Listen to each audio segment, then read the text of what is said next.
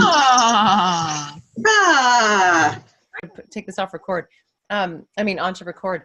That's a really interesting piece that you just said. Mm-hmm. I know this isn't what we're talking about, but it must be. Kind of is. Tell me about that, and I'll share with you my thoughts about that too. But tell me about. You got to get. Yeah, I think there's two sides of it. The one side is, a little bit of fear that I won't accomplish what I really want to. Yeah. And the idea of aging, like, I have lots of great role models who are in their 70s, and late 70s who are just still going for it, but that hasn't really been the norm. So I think I have a little bit of belief around, I've only got a few years to really make an impact. Okay. The good side of that is, I really came out of an astrology session. I've got this great guy that I meet with for astrology, and our cycles of living are 29 years. So cycle 1, then cycle 2. So I'm starting the 3rd cycle. And so as he looks at my chart, it really is about embracing, the idea of being an elder, and in a really good way, deepening into wisdom, deepening into spirituality, I guess, too. So, and that he says my chart, that I have no intention of slowing down, that there's this really new good phase.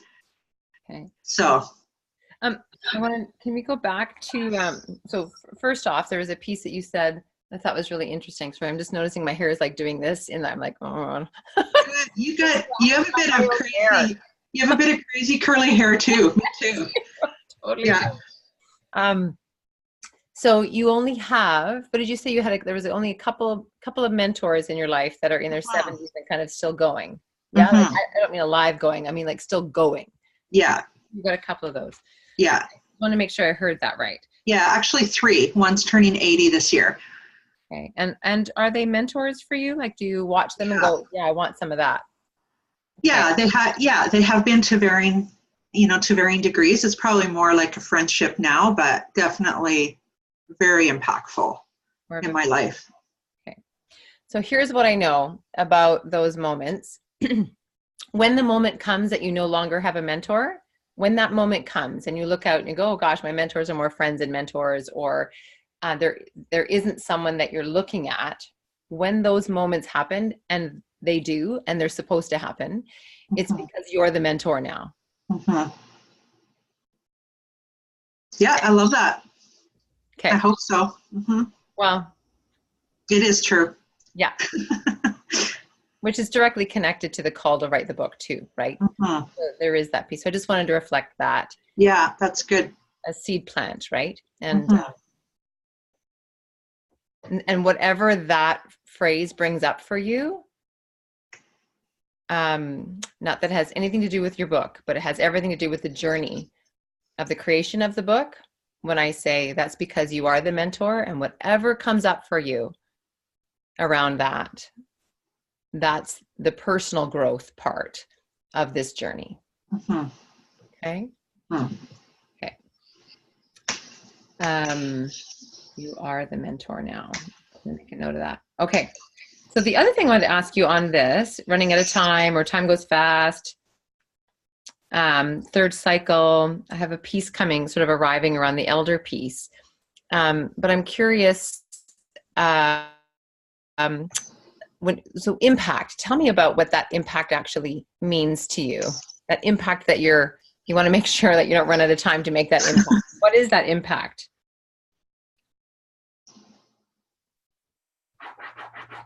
I think it's a continuation of what I've been doing really most of my life, but I suspect it's going to, and is, deepening.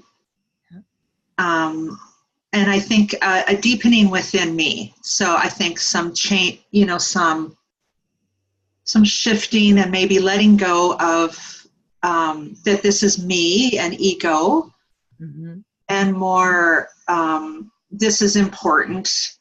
Okay. Important to to release to others, and a more so it does involve being more public.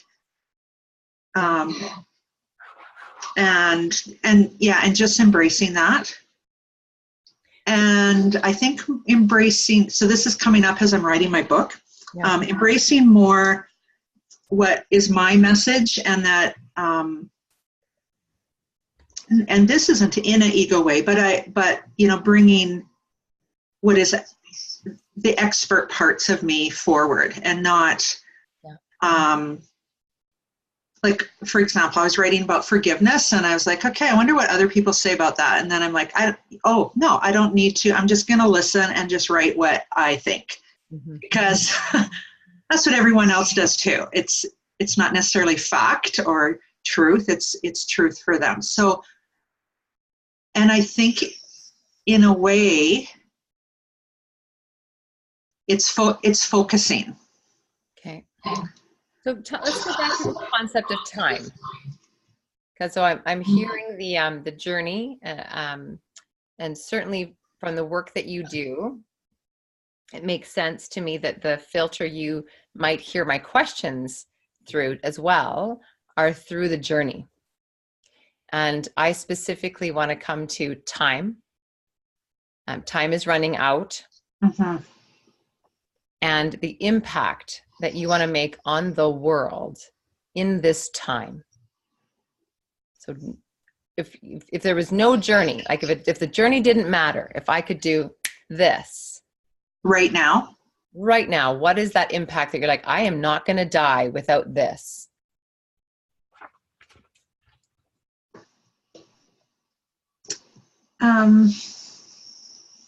I just want to say, just because this came to me, and it's okay if it is actually about your journey and it's not about, like, if the impact is about you, that's okay. I don't want to take that off the table. I want to open up another window. I feel, I'm not sure. Okay. I don't really like the idea of, I need to get a book out. Yeah. I need to be a public speaker internationally. That sort of thing, I think, happens. Okay. And not that I don't do things like write the book to move that forward. Yeah. I don't feel like the impacts, I feel like the impact is exactly the same. Okay. Except a broader audience.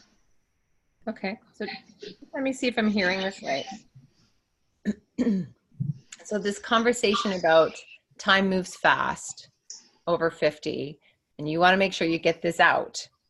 Mm-hmm. It's not so much the this that you want to get out. It's the getting out part. It's it really is the release of the information. Yeah. And however that wants to live is you've not so much surrendered that, but you trusting how that wants to live in the world, how it wants to show up, how like the universe has got that handled. But it's the part that you're owning is the out part, getting it out of you. Yeah? Yeah. Okay. So there's something we're getting out of you. Yeah? Yeah. Okay. I mean, I know what it is, but I'm looking at like the focus is in nurturing that getting out part. Mm-hmm. Like, will you feel complete? Do you know what I mean? Like if and I recognize that you're dialed in. So there's a piece of you that understands that the whole time space continuum is just kind of a made up thing anyway. Right? But I'm not speaking to that part. I'm speaking to the human part, the mind part. So I want to for this conversation, I really want to encourage you to be, this is a hard word, but human. And I want to say like either brutally honest or riskily honest or like out on the skinny branches, like really just really, really clean. You looking at you, you know, really, really pristine in that. And like if you knew you've got 3 years, you've got, I say 3 years because you can do a lot in 3 years, but not that much, right? You knew you had 3 years and cancel. I'm not, just be clear about that.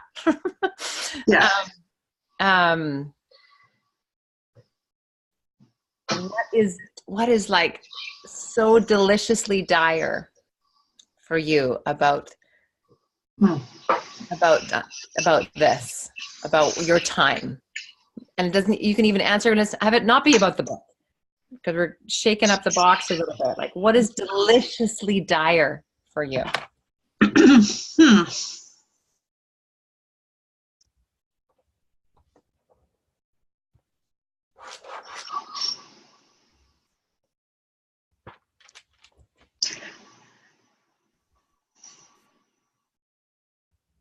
It's interesting you asked that, because yesterday I was just thinking that I don't know. I was asking myself a different question, but it's essentially the same. That I don't know, and I don't know how to dive into that. Like, I don't know the answer to this. It's more than what I'm thinking, but I don't know what the more than is, so it is things like exploring the world more, while being able to work, from various places. I don't want to be over busy. I want to continue to create space and time, to continue to nurture my wellness, keeping that good, nurture my, my spiritual life. But I think there's a part of an adventure in there, and I don't know. I don't know what that is. Beautiful. Or I don't know how to, what would adventure look like?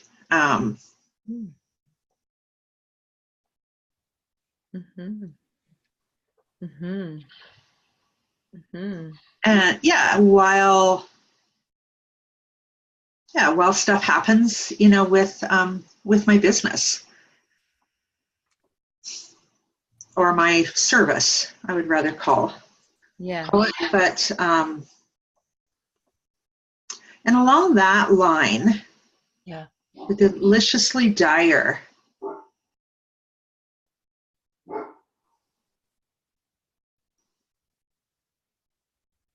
Sorry. I always forget my phone's connected to my computer. Yeah, I know, that's okay. Um, yeah, there's something about connecting with or working with or helping more powerful women Mm-hmm. that also want something different, Mm-hmm. and they haven't tapped into that. Like the books lean in, Yeah. but then you should have self-care, like all of that. That really dials into what I've really tried to create in my life and continue to try to create. There's something about I'd like to hit some of the women that are really courageously wanting to figure this out and they don't know. I think you've said it about 10 times today. It's there's something about, and when I think back to our core story call, in this design of you that when I'm in your presence, or when people are in your presence, or when they watch you on stage, when that happens, when they read your book, when they come across your social media and you're really in your gold, in your design, that they end up connected to, right? And in that space of connection is the space of I don't know. Mm-hmm. Because the I actually goes away, right? It's, well, I and know, because, so I being I, mind, know being source, universe, God, whatever, I and know meet. So there's something it's interesting. I don't know what this is about, but anyway, the word don't is usually a negative. Mm-hmm. I might even suggest that maybe that's why it feels stuck. Like maybe the reframe could be I want to know, or I want, or just I'm willing to know, or I'm open to know, or because it's there's. Mm-hmm. So I think that impact for you, when I go back to our core story call and I go to this, like, I think there's juice here for you. I think there's a juiciness in like having, like, just having more space for, I don't know, because I'm listening. I don't know, because I'm in connection. I don't, like, the whatever the joyful version, or the the juicy version is. And then when I think about those women that you've that, and what rang for me was when you said that haven't tapped into that.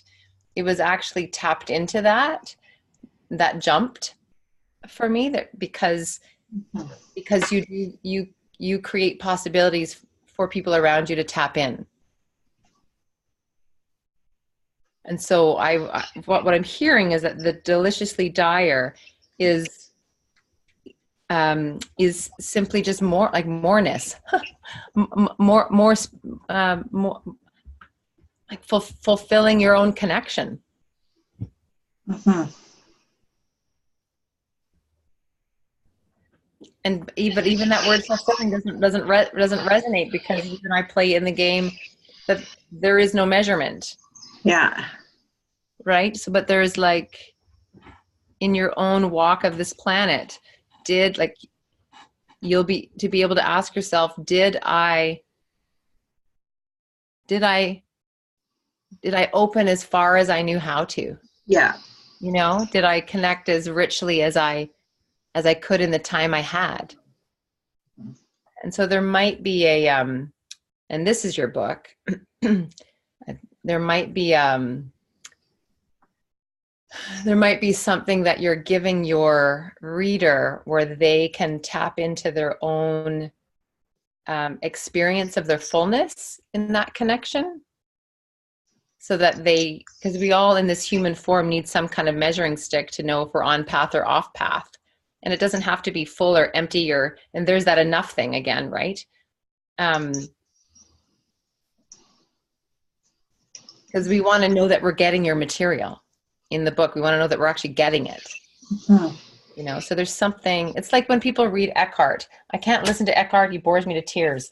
But we have an experience of the intangible that we can measure. We can walk away from that book and pick up another book, or walk a path and go, this is what I think he's talking about. Am I onto something here? Yes. Okay. Yeah. You're onto a lot. It's not like doing more. It's opening. You started with that opening as far as I dreamed I would, and whatever that meant, whatever that means, whatever that brings in. You talked about the reader, tap into the experience of that, the fullness of the connection, like the example of Eckhart too, that, there's a connection, there's an experience when you read what he writes, which is so simply written. Mm-hmm. Mm-hmm. Mm-hmm. Yeah, so where my head goes then is, it's easier for me to do this in person, talking to people. Mm-hmm.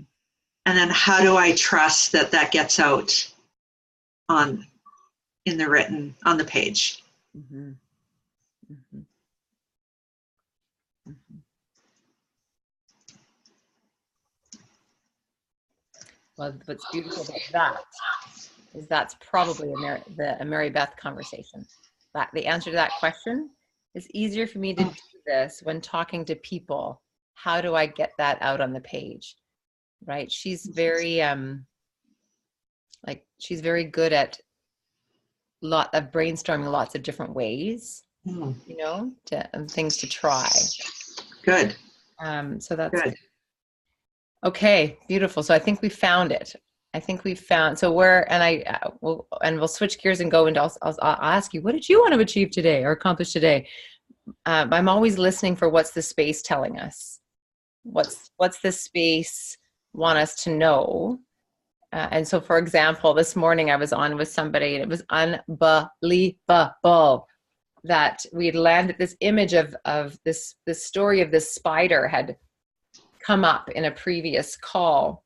And so we were talking about our talk, blah, blah, blah. And I look up and I'm no word of a lie. There's a spider this big, like right under my bookshelf, just hanging there, and it's been there all night, but just like completely in my eye line right there. And then she said, blah, blah, blah, blah, dream catcher. And I said, do you know? And like on your screen there, I'm looking at her. I'm like, you've got my dream catcher immediately to your left. So there's a spider on my right and a dream catcher on your left. Like the space has spoken. Oh. It's not for us to go anywhere else, but bring this in, So I'm always listening for that. And okay. So to me in this space, for me as a coach, what I just heard is that I'm holding you to your already fullness of connection. That in your writing, I'm going to be able to ask you, how full is this for you? Does this reach that place inside of you where you reach your delicious yes? This is delicious for me. This is where I let go, and I'm like, right? Because that's so I have a measuring for you that I know is your voice. Okay. Mm-hmm. How's that feel for you when I say that? Full. Yeah, it feels right. It's Yeah, and you said, yeah, that's the question for myself. How full is this? Holding me to the already fullness of connection. I think you're doing something that I've been asking for and putting out there, and it's an invitation to go past this is interesting, past what I know. Didn't know I was going to say that. Yeah. But past, it's been a little bit of stuckness. Like when I talked about, adventure and, and that, and I'm not exploring that space. So I don't know if that makes sense. Yeah, sort of that there was this ceiling that I knew was there. Interesting. But everything I knew to get there wasn't working to go through it. Mm-hmm. But it's actually I'll call it like the space of nothingness. Mm-hmm. Because the questions that other people ask themselves, where do you want to be in 5 years? And, how many books do you want out? Like the measure of the to-do part isn't resonating with me anymore, because I know that will happen, or if it doesn't, it's not the path. So you just helped me, sort of move through that ceiling that I knew was there. Mm-hmm. And it isn't doing more. It isn't being more. It's exploring that enoughness and just space. Mm-hmm. Mm-hmm. Mm-hmm. So hear me say this. Going back to your design, it is really hard. It's like working against yourself to be a container of connection when you're busy filling the container with doing. Mm-hmm. Mm-hmm. And you just being around you, in connection with you, people connect to the divine. But if you're filling it, and you instinctively know this, if you're checking off lists, you're not actually being in the nothingness, which is how you're designed.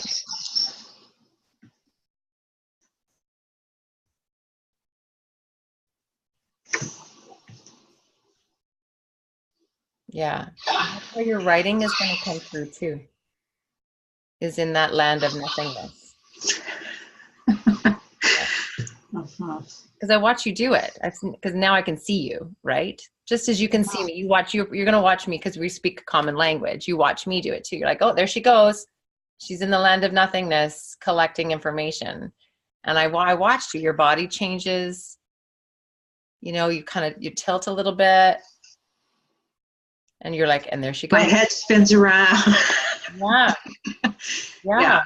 And you can dance in and out of writing from that place. It is the dance of where the story tells you and you tell the story. But if you're not experiencing that part, then I would say for at least 30% of your writing time, then you probably need to go for a walk or have a nap or do whatever it is that you do that brings you home. That's important for you. Okay? Yeah, thank you for that. So take a deep breath. As I think about that space, I know it, and I can't describe it, but I know it, and I know what it feels like. And since talking to you, my writing is coming more from that space, because I've got the content down, and then going back and I'm like, no, this, it's, yeah, but you know, as abstract as I am, I still need like a container or a template, and you just described it for me. Beautiful. That space, that space of nothingness. That's funny. And when you say space of nothingness, the first time you said it, my brain inserted the word fullness. Yeah. And not that nothingness is bad. Yeah. But I actually heard the meaning of space of nothingness is actually space of fullness. Even if the word is nothingness, the meaning is fullness. I'm like, wow, that's cool. Like I've saw like a fraction, you know, like the fraction of like nothingness on top with a line and fullness on the bottom, like a fraction. That's interesting. Yeah, and it's I like that. It's fullness of being, not a fullness of doing. Yeah. It's how I imagine it. So when I do hypnotherapy with people, what we know is often we're kind of in that state too. And so the first space, once I count them down, and they're really, that first space feels like this, feels like, and I talk about just notice that, you know, the nothingness. Notice what that's, you know, what that's like. And I have goosebumps as I'm telling you this, but that's what my brain, I've got this part of my brain that knows that. And so I can go there. I can go there, you know, when I'm writing. I can go there when I'm coaching, and which I probably need to do more. And just even, you know, the way the room feels and the energy, like this person looks like they just won't move. They're just so, I also call it stillness. Love that word. And what, no, I was going to say silence, but no, that doesn't resonate as much. Yeah, stillness. There's a vibration. I feel a vibrational fullness in your stillness. I do. And there's something about this funny duality in your nothingness, fullness, stillness, vibration. And then, but of course there is, because you've got mind and heart, right? So probably all of your stuff is going to show up in this duality stuff. So you know where I went next? As you count someone into hypnotherapy, I've never been to a hypnotherapist, so I'm totally out on I'm making this up.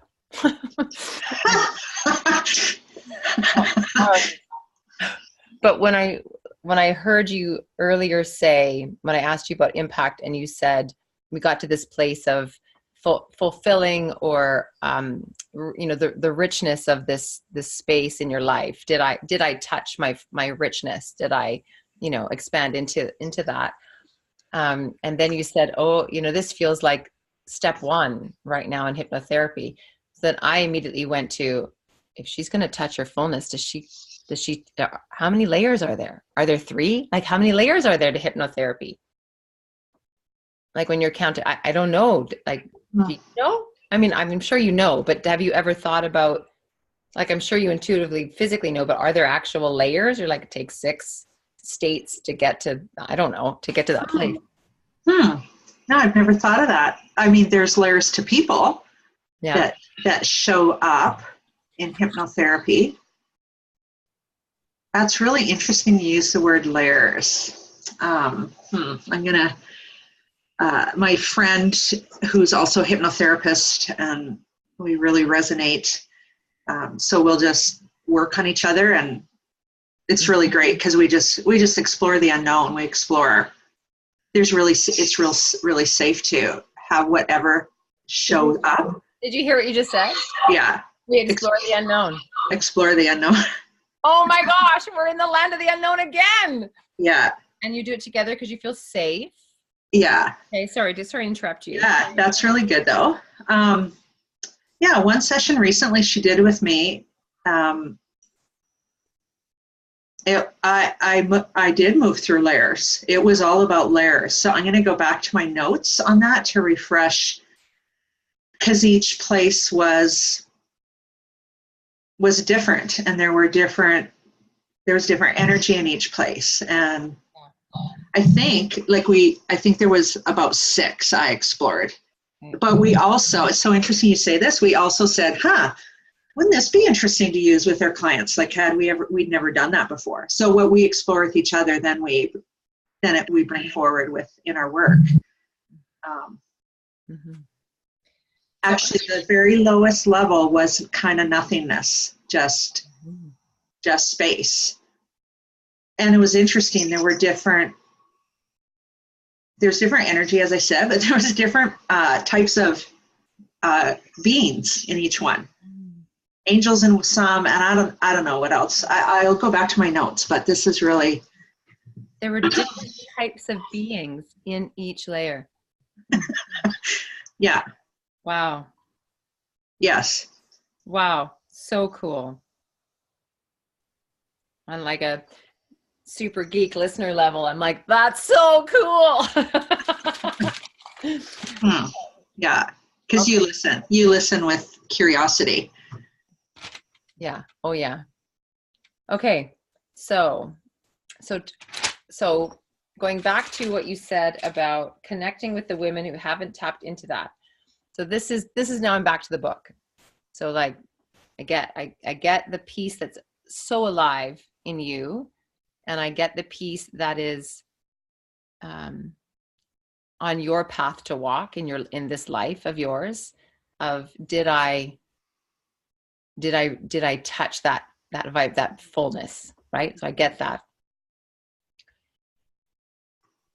And in this book, is this book for the women who haven't tapped into their own connection yet? Yes. Okay. So that's our audience. And is it specifically, I'm trying to remember, I think you did say specifically women. I know that men will read it too, but if you had to write for one person, it's female that you can see yourself writing for. Okay. So this, when the women put their book down, they're going to go, I tapped in. I tapped in. In fact, they may not even know that. Maybe they'll say that, maybe they won't say that, but they'll have that experience. Okay. Tapped in. Okay. Okay. So now I'm going to turn over to you. I feel like I've collected what I need to collect. And I want to ask you, what do you need today? I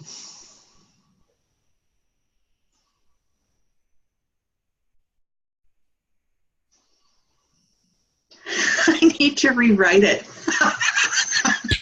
Yeah, and you will. We always do. You're going to go through 5 drafts, right? Yeah. What do I need today? Mm-hmm.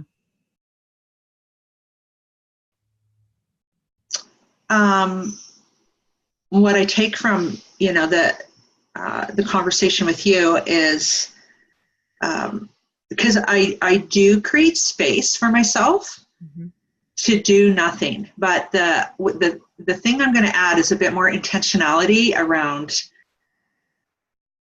being in that space, and just instead of which is a little different than doing nothing.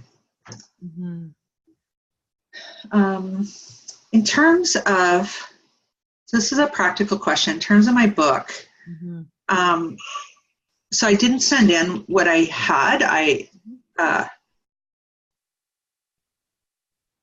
guess I don't really know what's expected in a first draft. So there's information down, but you don't want it to be chaos, like the chapters there needs to be some order, right? So you could, I'll show you mine if you show me yours. A series, if I sent you my first draft right now, you'd be like, oh my God, what the hell is this? Poor Mary Beth. So anyway, you can send me. Okay. Yeah. So I think what I'll do, because these times of connecting with you helps me connect in and put that out on the page. which was beginning to happen before I talked with you, but that's flowing more. So I think I'll do a little bit more of that. Then there's going to be lots of questions once you receive it. I'll have more questions, and I think I need to play with for women to tap into their fullness. There's things they need to address and remove. And so that's kind of what the first part, the first chapter is tapping into using self-compassion to tap into self-acceptance. I may change up that word self-acceptance, but that's really what the starting place is. And then let's look at what's getting in the way, and some just really practical tools of, to understand what's getting in the way and to take some steps to move through that so that they create more space to be. I talk about busyness and boundaries and all that. And then the first part of the book is kind of that. I have a chapter on conversation with others. So it was really great when I went back to that after we spoke last week, because I talked about connection, that the conversation is for connection, and how to have these two things, the truth and compassion. So the wording became better. The wording became more centered, instead of just information, like here, walk through these steps, which is really what I was looking for. So that's what I want to continue to do with all the chapters, and then ship it off. Here you go. Great. I feel like I need to address the part of your brain that likes structure. So why don't I give you a typical book structure, just in brief, okay? So that you can start chunking. And Mary Beth and I use this all the time, okay? So a typical book has an introduction, right? That sets the scene and gives us some credibility for you and opens up a sense of mystery. That's the beginning. That's your introduction. Then there's an epilogue that, if you've ever gone to church, So, and in church, there's the benediction, which is it's the blessing you're sending people off with. So your epilogue of your book is directly connected to the soulful reason you started writing this book. It's the benediction. It's the blessing. Sometimes I use words like my wish for you is, and even just now is when people start writing books, I'll have them do a writing prompt around that. My wish for you is. Okay. So you've got your introduction and your epilogue or closing words, right? And now that you know this stuff, I want you to start watching. Whenever you're watching movies or TV or whatever you're watching, notice it. Go, oh my gosh, it's the establishing shot. Look at the mystery that's in here. Oh, play it again, Sam. Or no, what do they say at the end of Casablanca? Here's looking at you, kid. Right? Like as he gets onto the plane, like there's always there's a blessing. So, okay, those are the two pieces. Then you have an act 1, which is all about establishing the known and the known unknown. This is what I know. This is what you know as a reader. And then you touch the reader and what you know they don't know. Okay. Act 2 is all chaos. It's all you're ramping up. It's all the unknown. You are taking them you're taking them out into the woods. They are on a path they've never been. You're raising the stakes.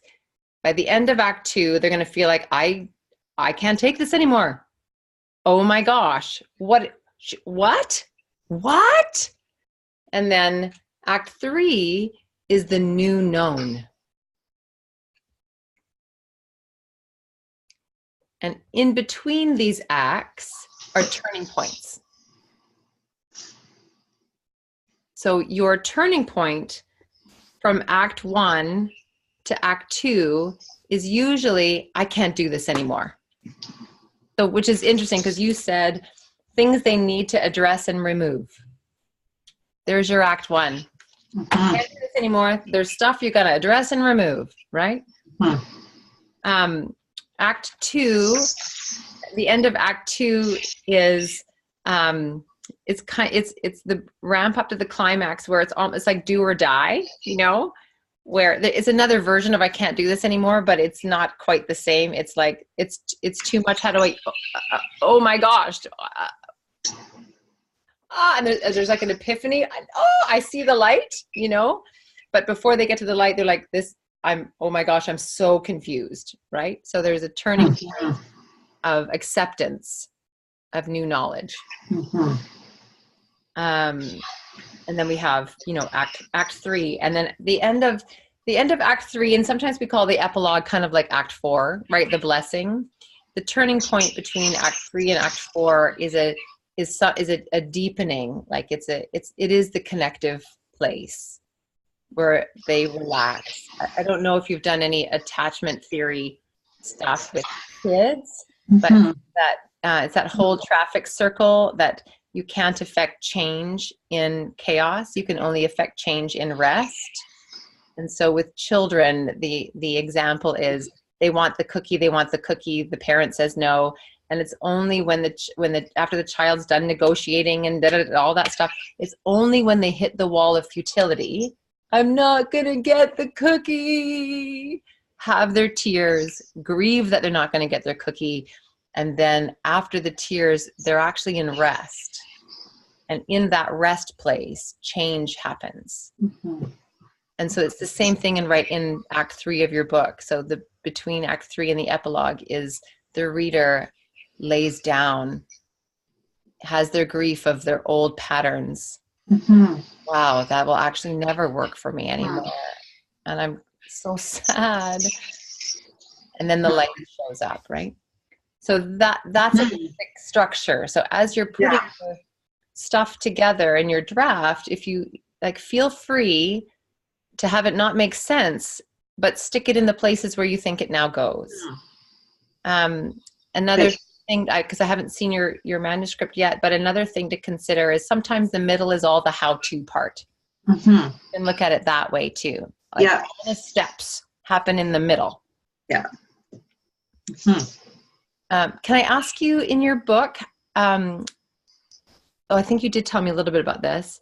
I'm wondering how much work you want to do around your personal turning points in the book, like your personal turning point between I can't do this anymore and there's something I need to address and remove, and your own turning point of seeing the light. I think it's important to have that in there. Okay. I think that creates connection. And trust. So I wouldn't have called it turning points when I was writing it, but I have bits and pieces in there because I say that this is my story too. Because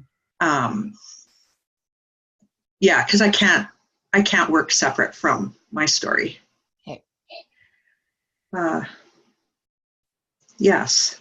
So I think actually, what you described so well, I think the book is set up that way.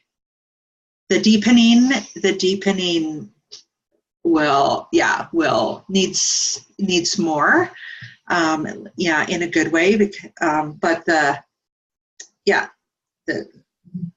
shifting of how one looks at themselves, how a woman looks at themselves, how she really feels about herself, that's really the foundational piece in the beginning. And then there's the how-to. What, the understanding plus the doing, and then the last piece. So I like how you describe that. So it's kind of laid out that way. Okay, cool. Ready. Okay, so then the next place I would take you, so knowing that you'll now go back and kind of look at it and do what you do about placement and all that. Every book has an engine room chapter. Has a what did you say? Engine room? Mary Beth and I call an engine room, like an engine room chapter. Hmm. And once we figure out what that is, then you're going to go back and know that every chapter has an engine room as well. So your book, so this is just something I want you to play with, thinking about, or we can just bandy it about right now. The engine room is usually what brings you to the page. It's some scene. It's like the seed of inspiration. It could be a scene that came to you. It could be it's like when people say, "What's your book about?" It's the thing you always say, couched in the language of, but I don't know if that makes sense. It's like that, because it's actually sheer inspiration in words. And so I'm curious about that. What do you think? Just knowing this is a brand new concept to you, so you're not going to get it right or wrong. What comes to mind when I ask you, what is that engine room of your book that your book wouldn't even exist without it? What brings you to the page? What's the seed of inspiration?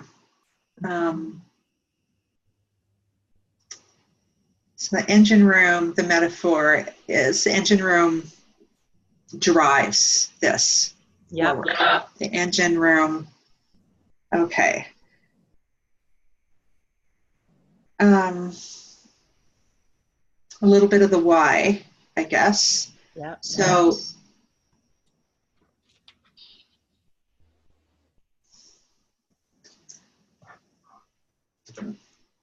it's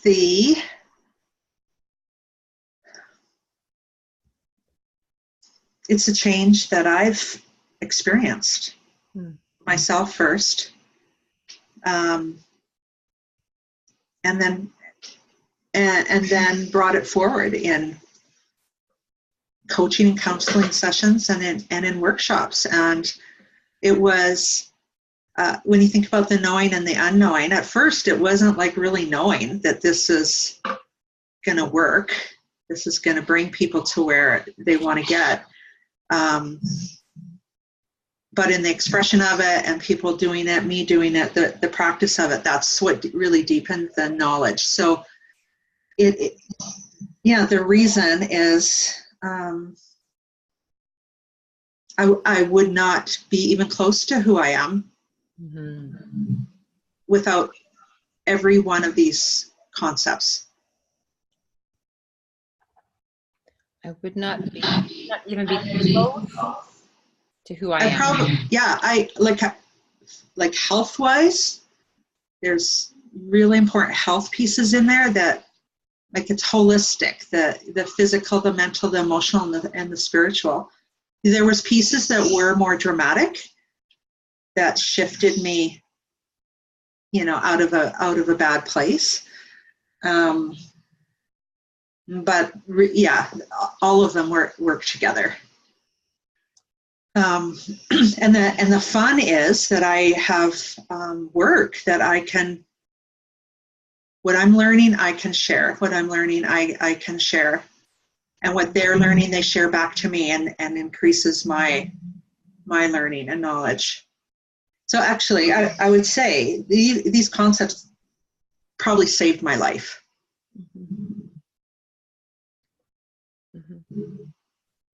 And when I say back, these concepts saved my life, what scene do you see in your head?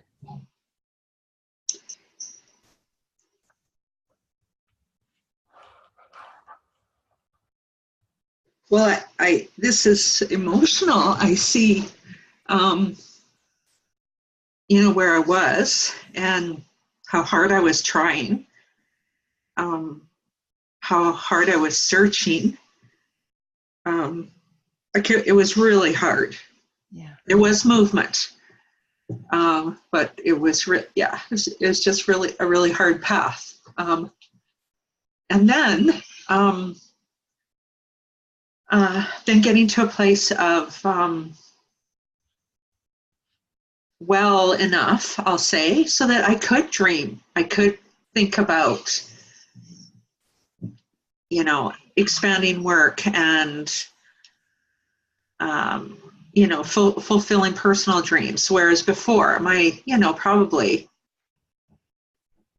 25 years was in the mud. But at the same time, still working in it, in areas that I really liked, and that really helped heal me too. What clients were doing, I'm like, okay, this really works. So I think as I talking about this, as soon as I felt it when you said what's seen, is I also want to tap into those women that it looks all normal and good to other people. Their lives seem fine, but it isn't. And they, they're trying.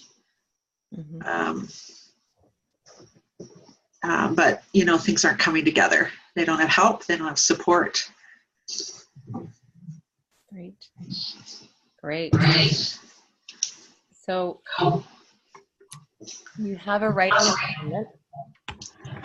And I'm just hearing a bit of echo. As long as it's not echoing on your side, you're okay. It's okay. Okay, it stopped on this side too. Good. Okay. So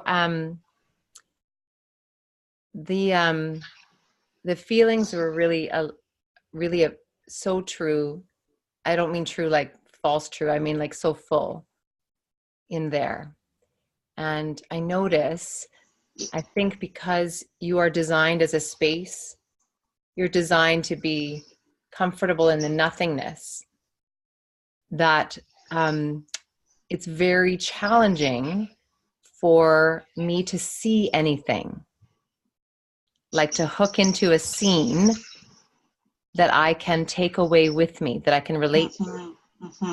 I can be in the connective place with you, but to actually walk away with a scene that I can tell my friends about, because that's how I can connect to it. Like when you think about Eat, Pray, Love, the movie Eat, Pray, Love, or the book Eat, Pray, Love, one of the scenes people tend to remember is when she's lying on the bathroom floor. Yeah. In the beginning. And, or you think of, well, anyway, watch any movie trailer. And so what I want to, so I have two things. One is I want you to choose a scene, and you can send it to me or not. I want you to write it for you. That's an actual scene of something that happened. It doesn't have to be something like factual. It can be fictional if it needs to be. Sometimes we need space. But I want you to write a scene about that feeling, those feelings that were just up. A great example of a great way in, this is a total Mary Beth-ism, is to let the details do the work. There was a writer friend of ours who says that when she gets stuck writing, she writes fiction, but when she gets stuck writing, she describes what's in the pocket of her character. And that's what I want you to practice. Write a scene that has so many details and there's the thing about details is the more specific you are, the more emotionally rich they become. Right? Like I have a blanket on my bed that I haven't decided if I'm going to die in it or not, or be buried in it or not. And if I sat down to describe that feeling, you wouldn't get it. But if I describe that blanket. Right. Got it. Okay, great. Yeah.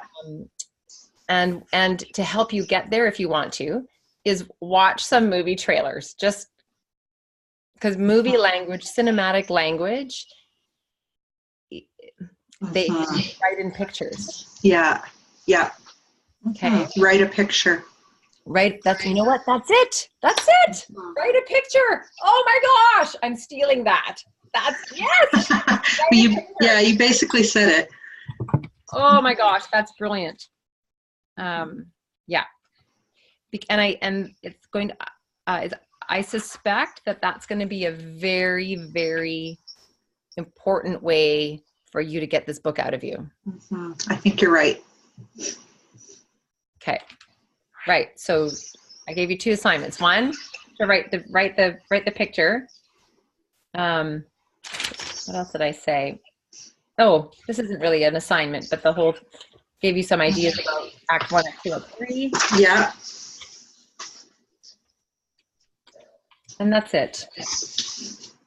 That's it.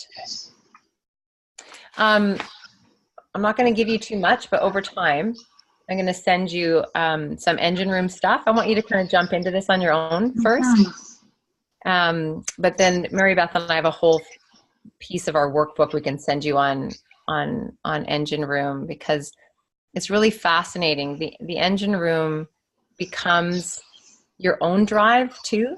It's like you write that engine room chapter and you show up in that fullness that you're talking about. And every chapter then has to measure against that, because you love it so much that you bring all of your other writing up to that level. But we start with this emotional resonance of writing that picture. Okay. Okay. All right. So let's close this time with, what did you hear? What's with you? What's alive in you right now? What did you hear?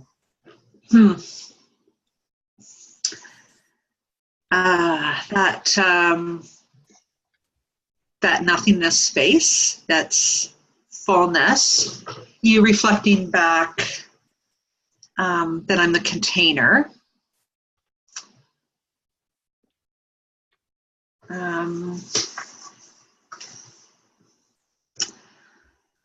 The structure of the acts gives me the overview of which to add, kind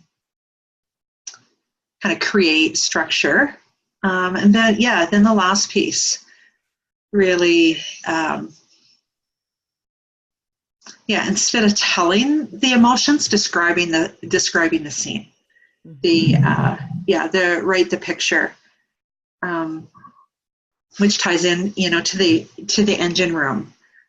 So when I think about what I have there, I can see where I can go with this.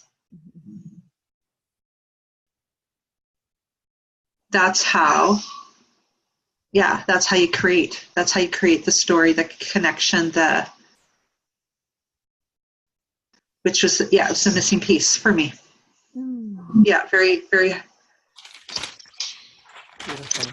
Very helpful and very practical. And what's alive in you right now?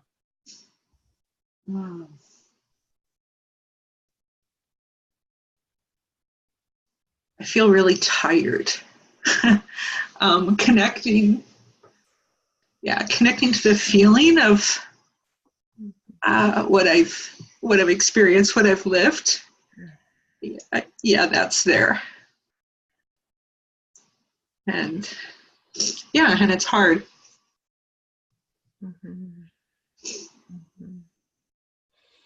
And it's real.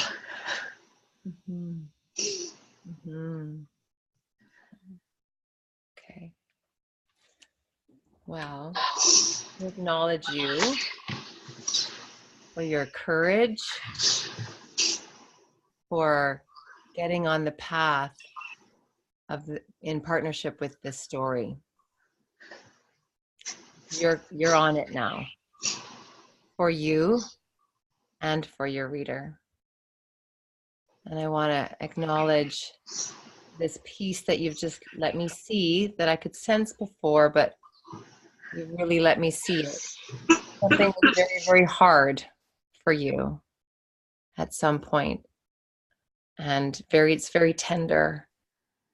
And I honor you in that place, and the strength and resilience that comes from that surrender place that you do and you did. And I honor that you're writing this book to help other people in that place too. Yeah. And I honor that as you write this for others, you're writing another layer of it for you. You're in another layer of the work of this beautiful release. Yeah. Well done, you. Well done, you. And Thank have you. a nap. Have a nap and a glass of water, okay? Yeah, I think so. Okay. Okay, are you good? Do you feel good? Are you here? Yeah, Okay. I'm okay. I'm good. Good. Good. Well, I send you off in love and light and beauty and rest. Thank you. Mwah. Okay, beautiful. I'll send you this recording.